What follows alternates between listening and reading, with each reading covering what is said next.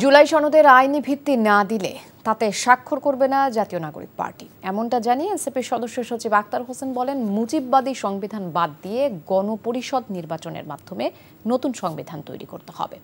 দুপুরে দলটির কেন্দ্রীয় কার্যালয়ে সংবাদ সম্মেলনে বক্তারা বলেন, ৭২-এর সংবিধানে নির্বাচন হলে আগের মতো ফ্যাসিবাদী কাঠামো থেকে যাবে, যা ২৪-এর গণ অভ্যুত্থানের আকাঙ্ক্ষার সাথে সাংঘর্ষিক।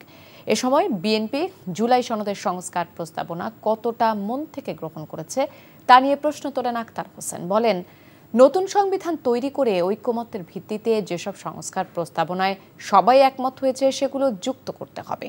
একই সাথে তা বাস্তবায়নে কার্যকরী পদক্ষেপ গ্রহণ করে জাতীয় নির্বাচন আয়োজনের আহ্বান জানান তিনি।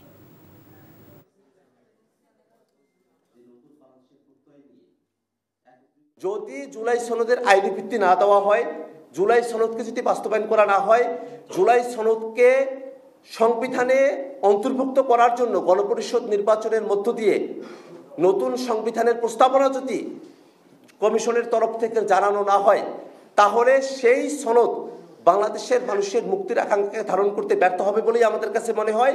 এবং সেই ব্যর্থ কোনো সনদে জাতীয় নাগরিক পার্টি এনসিপি স্বাক্ষর করার কোনো অর্থ থাকে না। বান্ডেল থাকলে প্রতি সেনমানিতে টাকা বাঁচবে। বিকাশ সেনমানি বান্ডেল কিনে জিতুন প্রতি লেনদেনে।